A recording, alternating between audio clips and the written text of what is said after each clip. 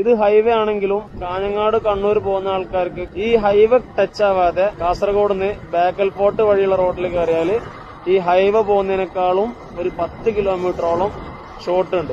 ഇനിയിപ്പോ റോഡായി കഴിഞ്ഞാൽ പിന്നെന്തായാലും അതിലൂടെ ഭാരവാഹനങ്ങൾ വിടാൻ സാധ്യതയില്ല. പിന്നെ പണിയെടുക്കുന്നതുകൊണ്ട് കാര്യമാക്കാത്താൻ തോന്നുന്നു. ലോറികളൊക്കെ മറ്റേ ബേക്കൽ വഴി തന്നെ പോകുന്നുള്ളത്. വീണ്ടും നുള്ളിപ്പാടിയെന്ന് തിരിച്ച് മാംഗ്ലൂർ റോഡിലേക്ക് കയറി കാസർഗോഡ് പുതിയ പാലത്തിന്റെ മുകളിലോട്ട് കയറി ഓപ്പോസിറ്റ്. ഞാൻ നേരത്തെ ഒരു കൂട്ടുകാരനെ വിളിക്കുന്നു പറഞ്ഞില്ലേ, അവന് ഇപ്പോഴാണ് തിരിച്ചു വിളിക്കുന്നത്. ഈ റോഡിന്ന് ഈ കാസർഗോഡ് ടൗണ് കഴിഞ്ഞ് പാലം എവിടെയാണോ ഞാൻ ഇറങ്ങുന്നത് അവിടെ അവന് വെയിറ്റ് ചെയ്യുന്നുണ്ട്.